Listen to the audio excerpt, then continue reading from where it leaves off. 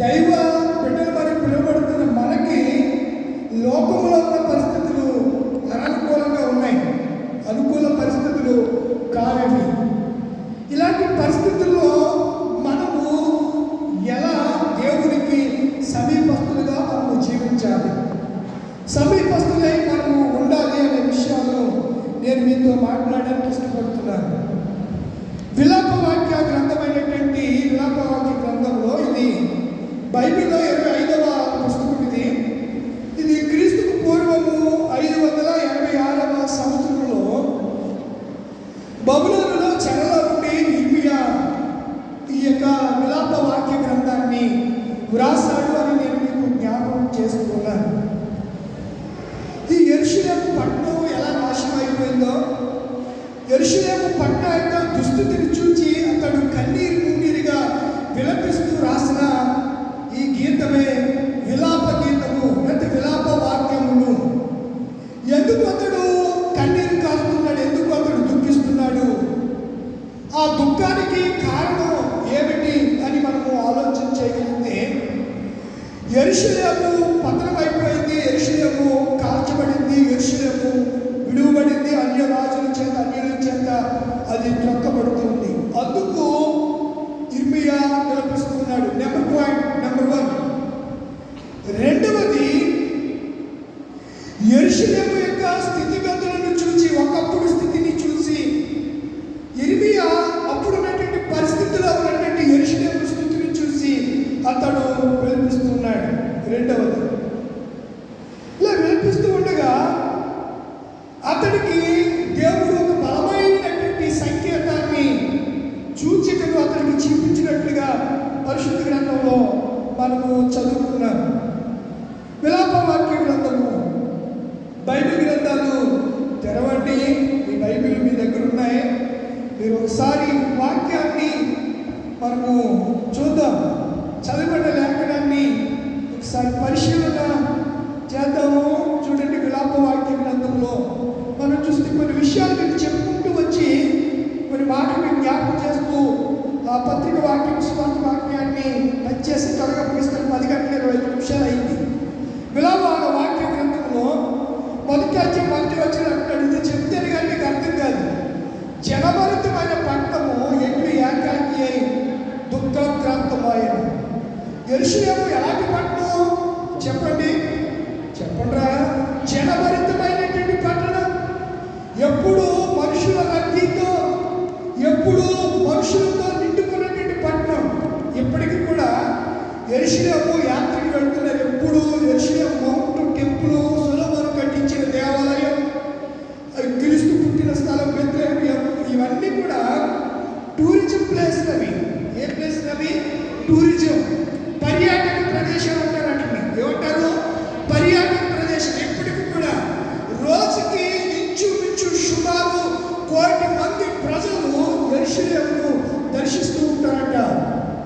ఆ యెరూషలేములో ఉన్నటువంటి ఆ పర్వతాల్ని, యెరూషలేము మందిరపు పడగొట్టబడినటువంటి గోడలు, యేసుక్రీస్తు సిలువ మీద కొండలు, ఇవన్నీ కూడా దర్శిస్తూ ఉన్నటువంటి పరిస్థితి నేటికి కొనసాగుతుంది.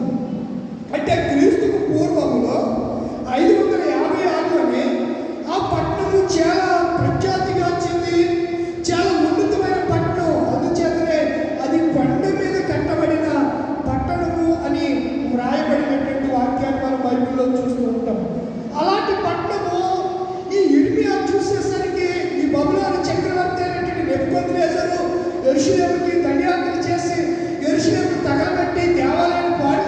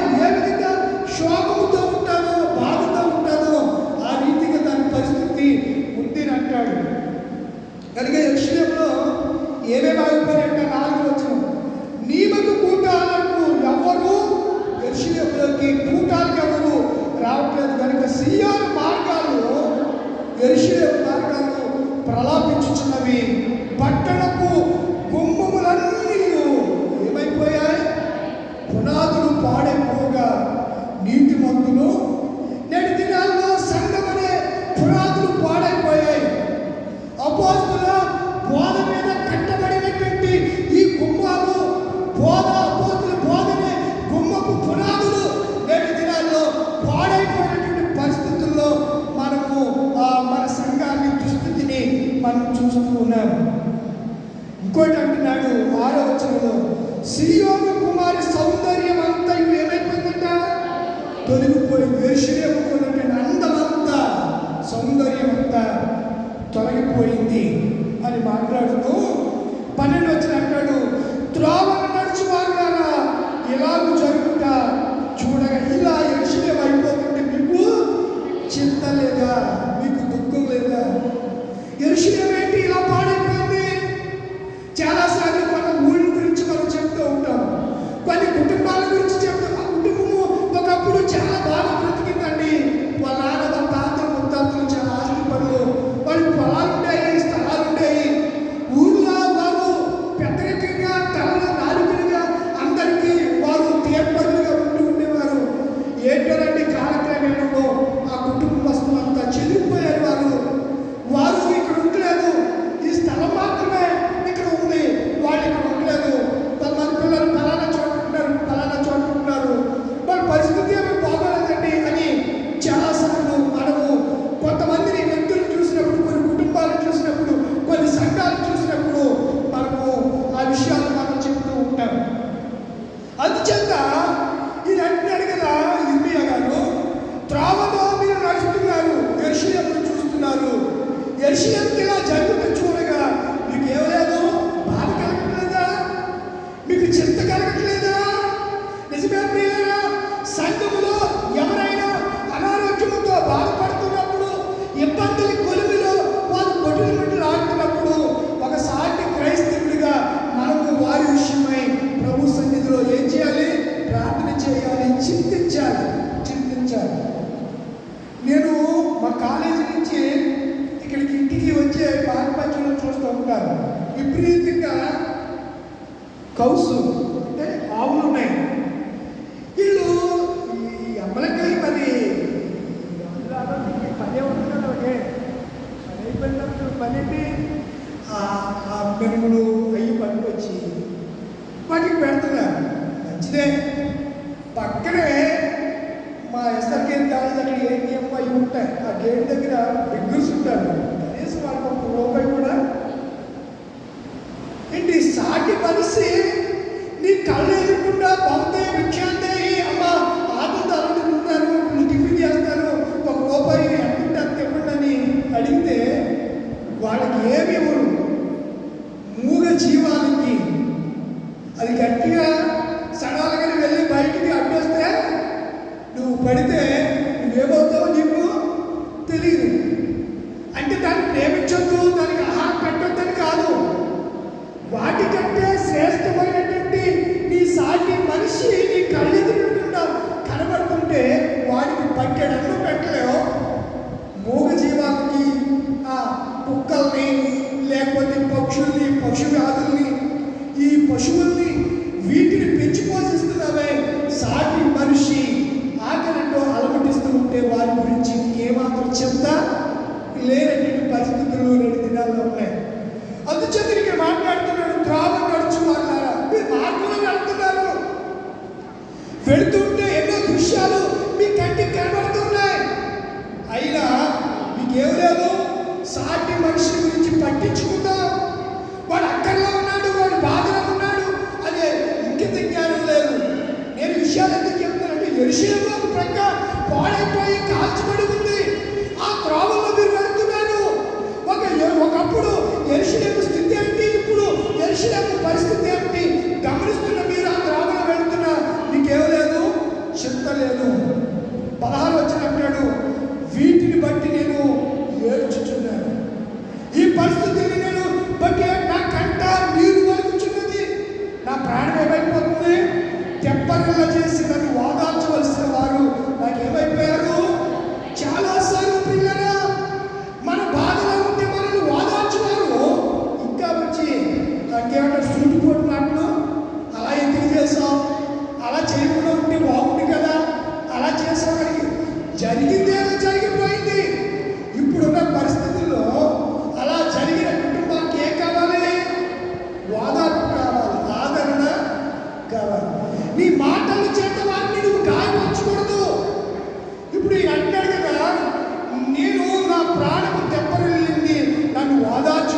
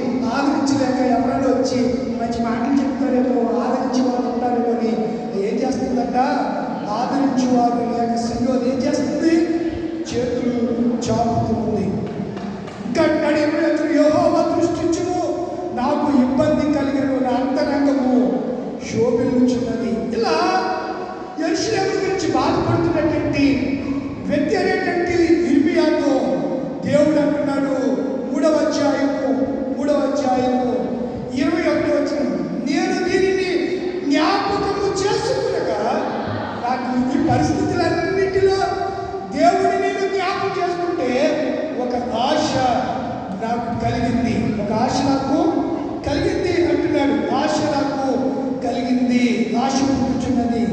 యెహోవా ఎలాంటి వాడని తెలుసుకున్నాడంట? కృప కలిగిన వాడు. ఆయన వాత్సల్యత ఎడతెగక నిలిచినది కనుక మనము ఇంకా పరిపూర్ణంగా యెరూషలేము నాశనము కాబడలేదు అంటే ఆయన కృపంట ఎడతెగక నిలిచించున్నది. ఆయన వాత్సల్యము ఏంటండి చెప్పాలి. ఆయన వాత్సల్యము ఎడతెగక నిల్చున్నది అనే మాటను మనము చూస్తూ ఉన్నాం.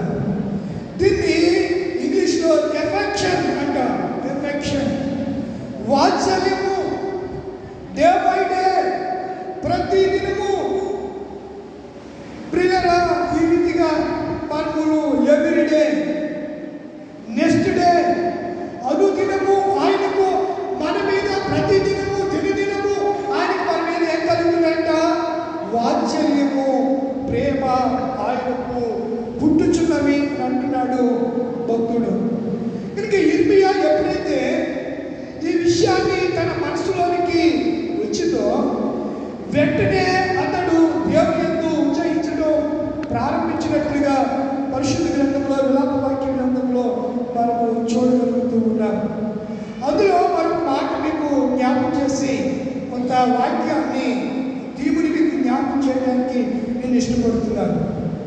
23వ వచనం, అనుదినము నూతనముగా ఆయనకు వాత్సల్యత పుట్టుచున్నది, నీవు ఎంతైనా నమ్మదగిన దేవుడు. అనుదినము, దినదినము, ప్రతిదినము. ఎన్ని దినము? అనుదినము, దినదినము, ప్రతిదినము ఆయనకు మన మీద ఏం పుట్టుకుందట? ఎఫెక్షన్, ప్రేమ ఆయనకు మన మీద పుట్టుతూ ఉన్నది. వాత్సల్యము మన మీద ఆయనకు పుట్టుచూ ఉన్నది అనే మాటను నేను మీకు జ్ఞాపకం చేస్తున్నాను. అంటే ఆయన వాత్సల్యత మన మీద ఎడతెగక నిలుచుండాలి అని అంటే మనము చేయవలసింది ఏంటనగా కృప కలిగినటువంటి దేవుని సన్నిధికి దినదినము మనము సమీపించాలి. ప్రతి దినము మనము సమీపించాలి. ప్రతి ఉదయ సాయంత్రాలు దేవుడిని ఆశ్రయించాలి. ఆయన ఆశ్రయించు నరులు ధన్యుడు. ఆశ్రయించాలి దేవుణ్ణి, దేవుణ్ణి శరణు వేడాలి. దేవుని యొక్క కృప కలిగినటువంటి, కనికరం కలిగినటువంటి మనసును మన గుర్తెరిగి ప్రభువాను వాత్సల్యపూర్ణుడు, వాత్సల్యం కలిగిన దేవుడు. ఒక్కసారి నా దురవస్థను ఒకసారి గమనించవా? నా పరిస్థితి నీకు అంతా స్పష్టంగా కనబడుతూ ఉంది. నీకు మరుగైంది ఏది లేదు. ఒకసారి నా పరిస్థితి నుంచి నాకు విడుదల, విమోచన నాకు కలుగు చేయమని దేవునికి మొరపెడితే దేవుడు ఎలాంటి వాడట? ఎలాంటి వాడు? వాత్సల్యం కలిగిన దేవుడు కనుక నీ మీద ఆయన ఏం పడతాడు? వాత్సల్యము చూపిస్తాడనే సంగతిని నేను మీకు జ్ఞాపకం చేస్తూ ఉన్నాను. ఒక చక్కని మాటను మీకు జ్ఞాపకం చేయ ఇష్టపడుతున్నాను. నీతో గడి పాట పాడదాం. పల్లవి, నీతో గడిపే ప్రతి క్షణము ఆనందవాస్తాను ఆనందంగా. నీతో గడిపే ప్రతి క్షణము ఆనందవాస్తాను ఆనందంగా.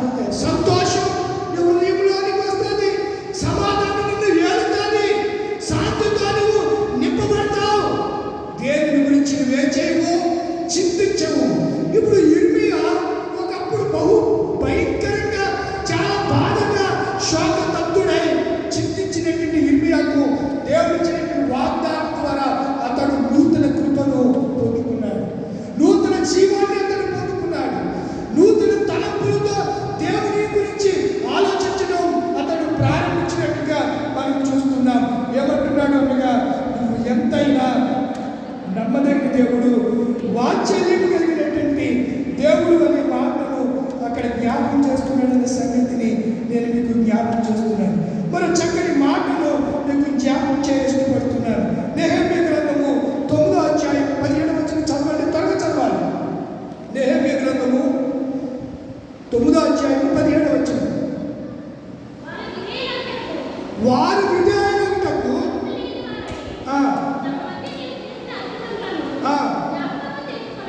ఏం చేశారంట? దేవుడు చేసిన అద్భుతములను వారు స్మరణ చేసుకోకుండా, జ్ఞాపకం చేసుకోకుండా పోతుంది కదా, తమ మనసును కఠినపరచుకొని తాము నుండి వచ్చిన దాస్యపు దేశంలోకి తిరిగి వెళ్ళుటకు ఒక అధికారిని కోరుకొని ఈ మీద తిరుగుబాటు చేసిరి. అయితే ఈ క్షమించుటకు, అయితే చూడండి, అండర్లైన్ చేసుకోండి, అయితే నీవు క్షమించుటకు సిద్ధమైన దేవుడును, దయా వాత్సల్యములు గల దేవుడును, దీర్ఘశాంతమును, బహుకృపయు కలవాడవై ఉండి వాడు ఏం చేయలేదట? ఎలాంటి వాడై ఉండి? వాత్సల్యమును, దీర్ఘశాంతమును, దయయు మంచితనము కలిగి దేవుడవై ఉండి వారిని ఏం చేయలేదు? వీళ్ళు ఇంతగా దేవుడి మీద తిరుగుబాటు చేసినప్పటికీ దేవుడు ఎందుకు నిర్మూలన చేయలేదంటే, నెంబర్ 1 మొదటి పాయింట్, ఆయన వాత్సల్యము కలిగిన దేవుడు. ఈరోజు మనం ఇలా ఉన్నాము, ఈరోజు నేను ఇలా ఉన్నానంటే ఆయన ఎవరు? వాత్సల్యము కలిగిన దేవుడు, వాత్సల్యము కలిగిన దేవుడు. కనుకనే మనము నిర్మూలము కాకుండా ఉన్నాము. ఇర్మియా జనభరితమైన పట్టణము ఎలా ఏకాకి అయిపోయిందని బాధపడితే ఇర్మియాతో దేవుడు మాట్లాడుతున్నాడు, నేను మీ పట్ల వాత్సల్యం కలిగిన దేవుణ్ణి, నేను మీ పట్ల కనికరం కలిగిన దేవుణ్ణి, మీ పట్ల నేను దయ కలిగినటువంటి దేవుణ్ణి అని చెప్పి దేవుడు మాట్లాడిన విధానాన్ని మనము పరిశుద్ధ గ్రంథంలో మనం చూస్తూ ఉన్నాము. చూడండి, కీర్తన గ్రంథము 40:11 వచ్చిన చదువుతారా?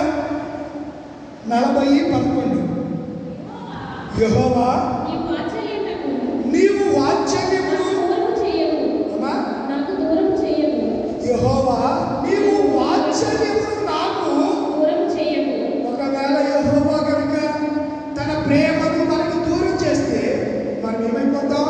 నిర్మూలమవుతాం. కానీ దేవుడు తన ప్రేమను, వాత్సల్యమును మనకి ఏం చేయడంట? దూరం చేయడు.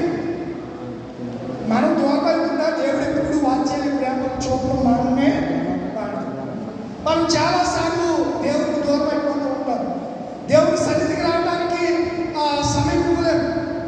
దేవుడి సన్నిధానానికి రాలేని పరిస్థితులు మనం ఉంటున్నటువంటి దినాల్లో మనం చేయవలసింది ఏంటనగా దినమెల్ల ఆయన నామాన్ని మనం పాడాలి. దినమెల్లనే పాడిన కీర్తించిన నీ రుణమునే తీర్చగలనా, కొనియాడి పాడి నీ సాక్షిగానే ఇలలో జీవించనా, ఇలలో జీవించనా. దినమెల్ల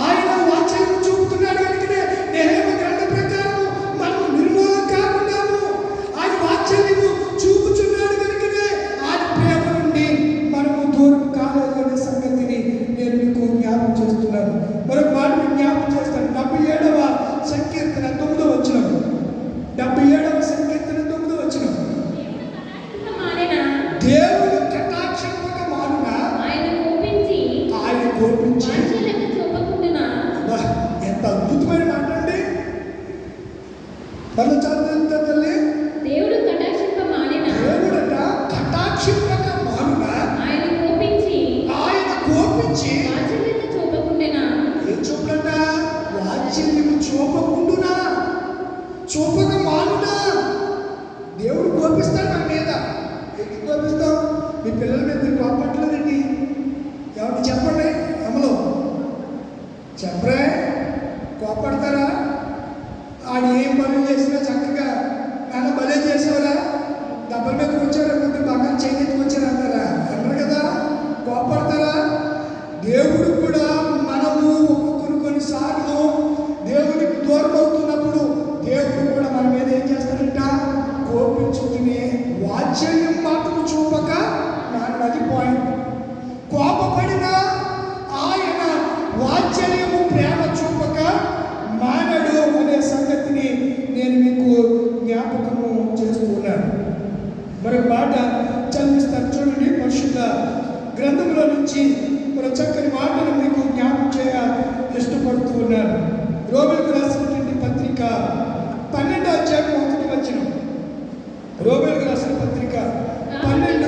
కాబట్టి సహోదరులారా,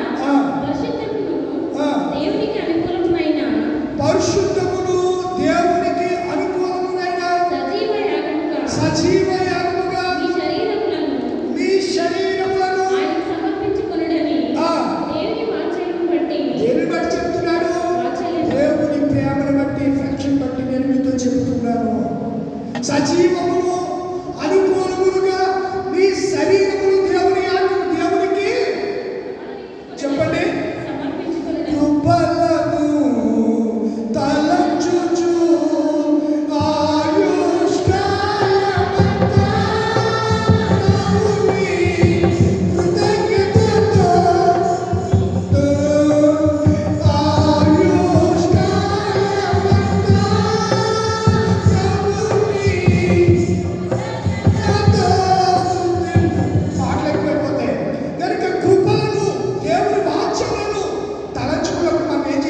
సజీవ యాగముగా ఆయన మనము సమర్పించుకో. వాత్సల్యము ఆయన ఎవరు? వాత్సల్యం కలిగిన దేవుడు, ఆయన ఎఫెక్షన్ కలిగిన దేవుడు. లవ్ ఈజ్ గాడ్ అన్న ఆయన్ని ప్రేమ కలిగిన దేవుడు, పరిశుద్ధుడైన దేవుడు ఆయనకి నామం ఉంది ప్రియులారా. అలాంటి దేవుడికి మన శరీరాన్ని మనం ఏం చేయాలి? సమర్పించుకోవాలనే సంగతిని నేను మీకు జ్ఞాపకం చేస్తూ ఉన్నాను. మరొక మాట నేను మీకు జ్ఞాపకం చేయాలని ఇష్టపడుతున్నాను. పరిశుద్ధ గ్రంథంలో నుంచి మరొక మాటను మీకు జ్ఞాపకం చేసి ఇష్టపడుతున్నాను. సంఖ్యాకాండము 28వ అధ్యాయము 24వ వచనం. సంఖ్యాకాండము 28, 24వ వచనం. అట్లే ఆ 7 దినములలో ప్రతి దినము యెహోవాకి ఇంపైన సువాసన గల హోమద్రవ్యమును. ఏ దినమంట? ప్రతి దినము యెహోవాకు ఇంపైన సువాసన గల ఇంపైన సువాసన గల హోమద్రవ్యమును ఆహారముగా అర్పించవలెను. ఏమర్పించాలంట? హోమద్రవ్యము ఆహారముగా. ఎప్పుడెప్పుడు? ప్రతిదినం. ఎప్పుడెప్పుడు? ప్రతిదినం. ప్రతిదినం మనం ఇంకో పని చేయాలంట. దేవుడి సన్నిధిలో నైవేద్యం అంటే ప్రార్థన. ప్రతిదినము సువార్త మాటలు అంటాడు. ప్రతిదినము తన్ను తాను తగ్గించుకొని తన సిలువను ఎత్తుకుని వెంబడించాలి. మరొక మాట మీకు జ్ఞాపకం చేస్తాను చూడండి. ఈరోజు చదివినటువంటి పాఠంలో ముగింపులోకి వెళ్తున్నాం. 5వ అధ్యాయము చివరి వచనం.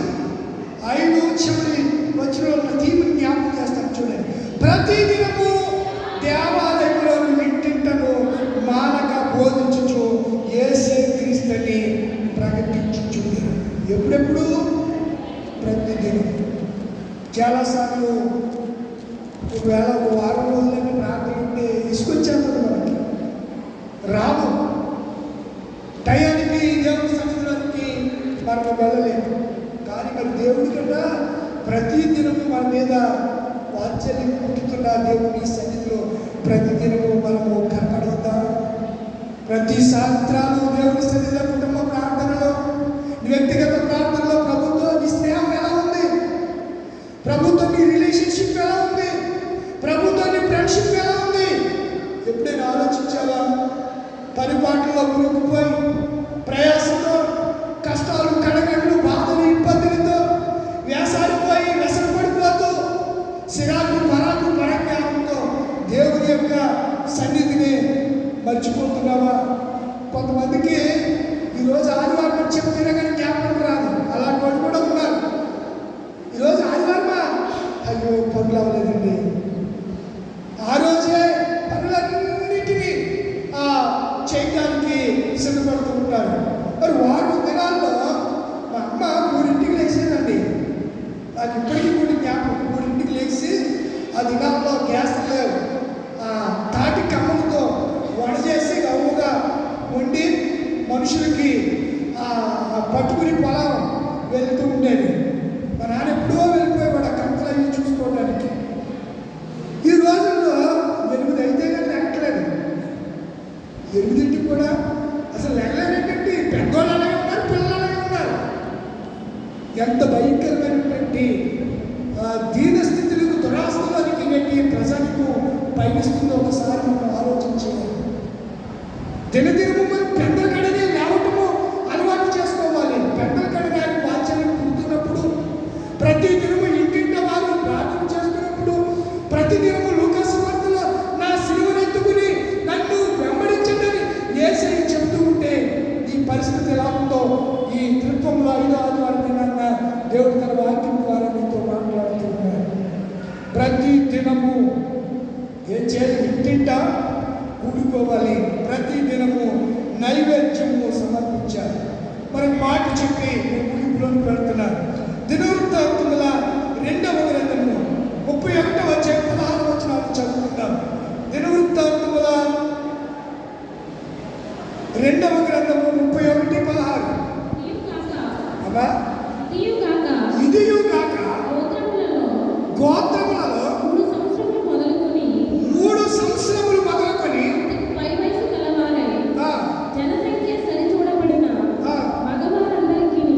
మగవారందరినీ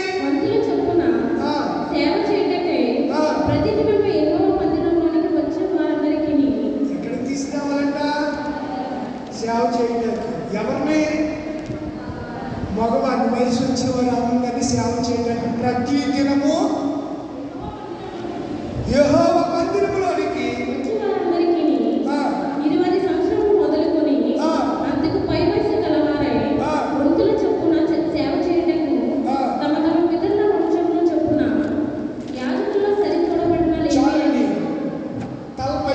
అందులో ఉన్నదాన్ని మీకు వివరిస్తాను.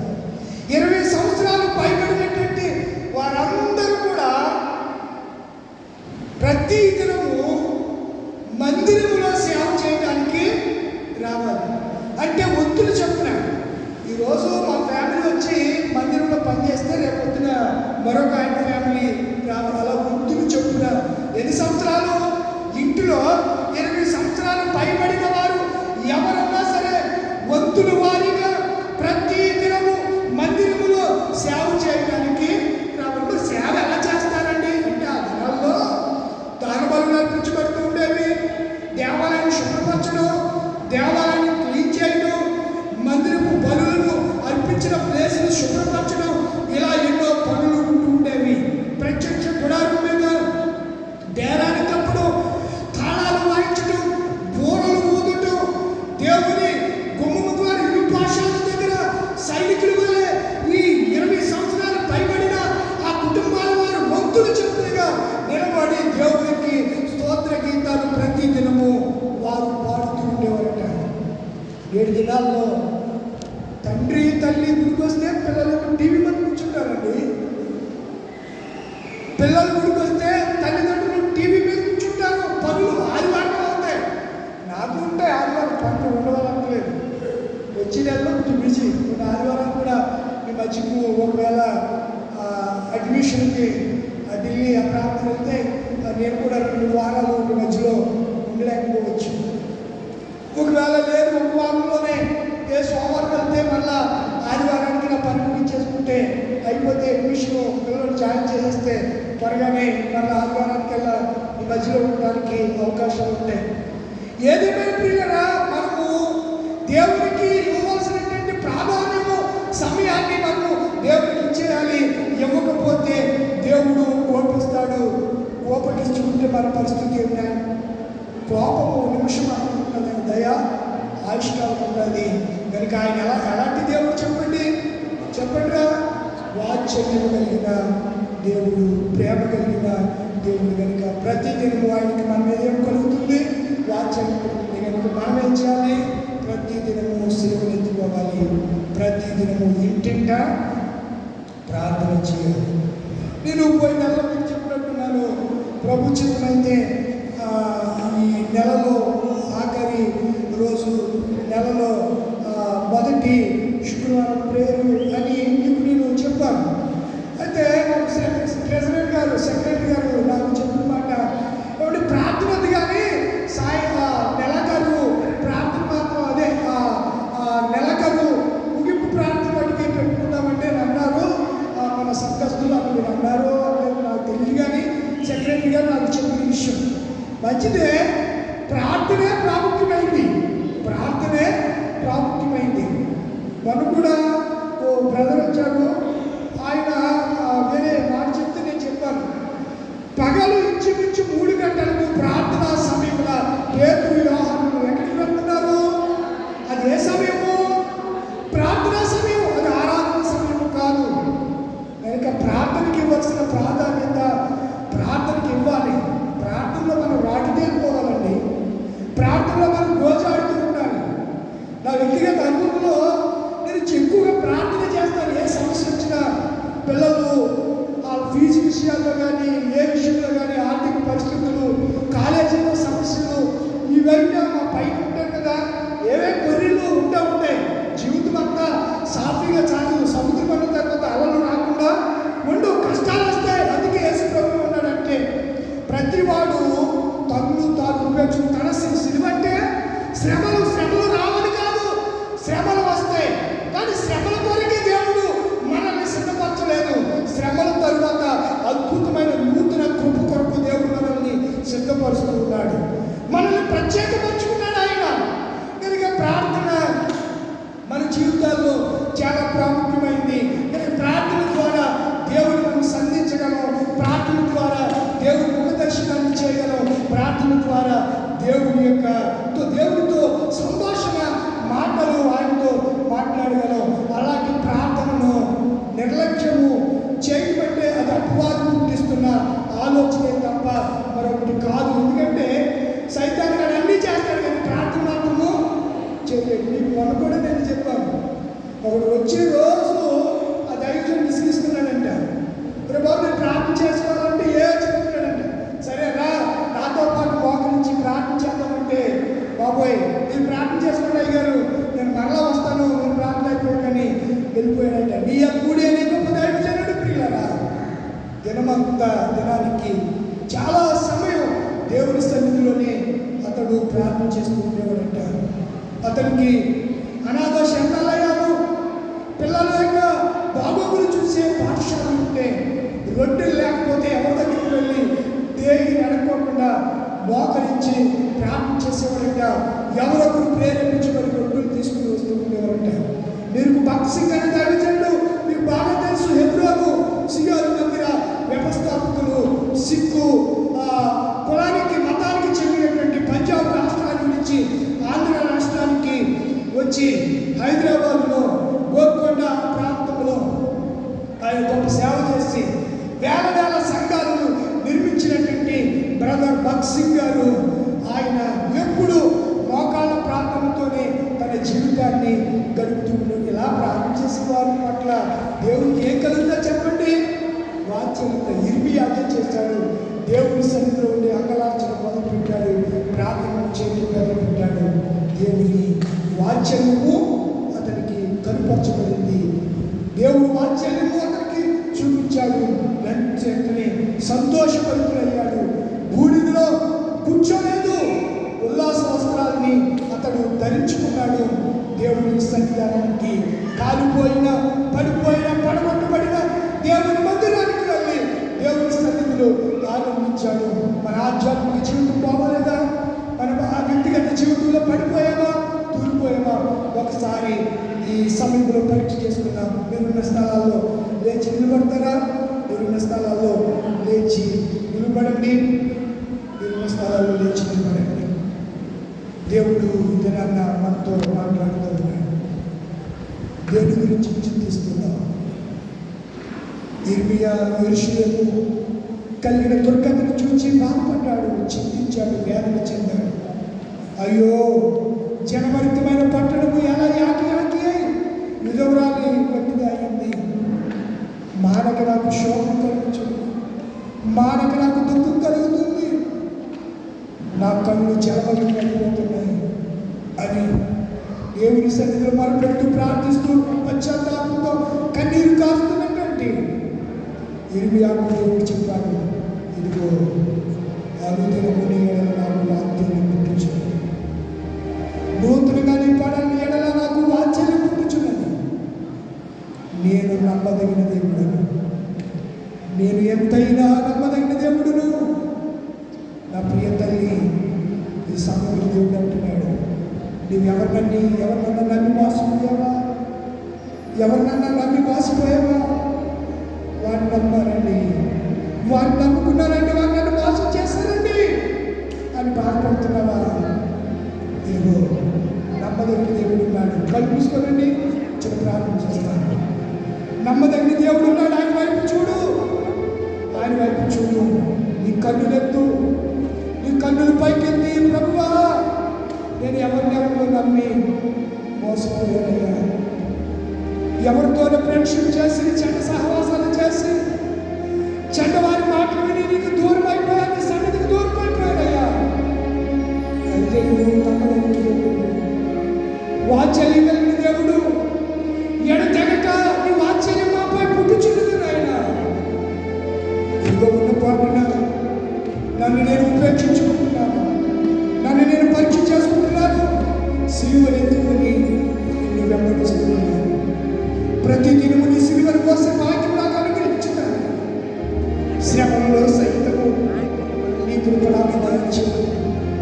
ప్రతి దినము ఇంటింట నాయన నా సహోదరుల కొరకు ప్రార్థించేవాడిగా, ప్రార్థించేదానిగా నీ వాత్సల్యం నాకు అనుగ్రహించగలరా అని ఒక్కసారి నేను ఒక మంచి తీర్మానం, నా పిల్లలు జీవితాలు, నేను ఉద్యోగం చేస్తున్నాను, ఉద్యోగం చేసిన దగ్గర హెచ్చించుకోవచ్చు. చాలా జీతాలతో ఇబ్బంది పడుతున్నాను. ఈ డ్రైవింగ్ వృత్తిలో, ఈ టాపింగ్ పనిలో, ఈ ఫ్యాక్టరీలో ఉద్యోగం, ఈ పొలం పనిలో నన్ను నువ్వు ఆశ్రయించవా? నీ వాత్సల్యం నాకు ఒకసారి దయచేయవా? నా పరిస్థితులు తారుమారు చేయడానికి ఇబ్బందికరమైన పరిస్థితిలో ఉన్నాను. బిడ్డలు మాట్లాడలేదు, అనారోగ్యంతో విలువలాడిపోతున్నాను. నాకు నువ్వు స్వస్థపరిచి అని విన్నాడు ప్రభువా.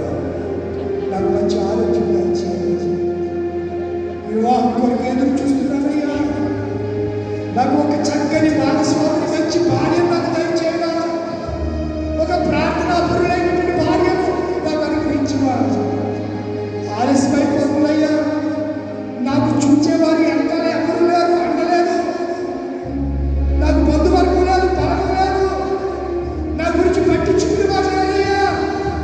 నీవే నాకు ఎక్కడ సిద్ధపరిచావో వారిని నా భూమి ఎందుకు నడిపించి నన్ను ఒక ఇంటి వాడిని చేయాలని ఆశపడుతున్నావా? ఇదిగో విశ్వాసంతోనే చెప్తున్నాను, దేవుడు అతి త్వరలోనే నీకు చక్కని అందమైన భార్యను భాగస్వామిని దయచేయబోతున్నాడు. నమ్ము, విశ్వసించు, అవిశ్వాసంతో ఉండుకో. దేవుడు కార్యాలు చేయబోతున్నాడు, దేవుడి కార్యాలు చేయబోతున్నాడు. Thank you Jesus. దేవుడి కార్యాలు చేయబోతున్నాడు. విశ్వసించండి, విశ్వసించండి, విశ్వసించండి, నమ్మండి.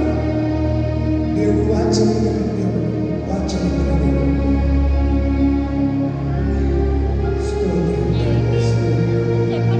ప్రార్థన చేసుకుందాం.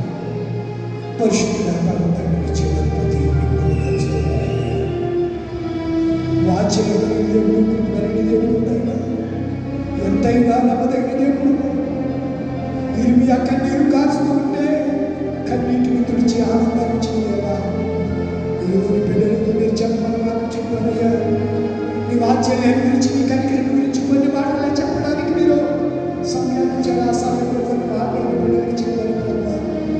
చివరిగా బిడ్డల ఆశీర్వాదం కొరకు, దీవెన కొరకు, వారి బాధల్లో నివారణ కొరకు, వారి ఆశీర్వాదం కొరకు నాయనా వారు ఉన్నతమైన స్థితిలో ఉండాలని ఒక సేవకుడిగా వారి క్షేమము కోరి నాయనా నీ పక్షంగా నీ నామములో వారిని దీవిస్తూ, వారిని ఆశీర్వదిస్తూ, వారిని ప్రార్థిస్తూ ఉండగా ఈ దీన దాసుని ప్రార్థన ఆలకించి బిడ్డలు వారు తీర్మానం చేసుకున్న, వారు అడిగిన వారి ఆలోచనలు స్థిరపరిచి వారి జీవితంలో సంతోషం, ఆనందం మీరు అనుగ్రహించి మైపు పొందమని యేసు పరిశుద్ధంగా పరమ తండ్రి ఆమేన్.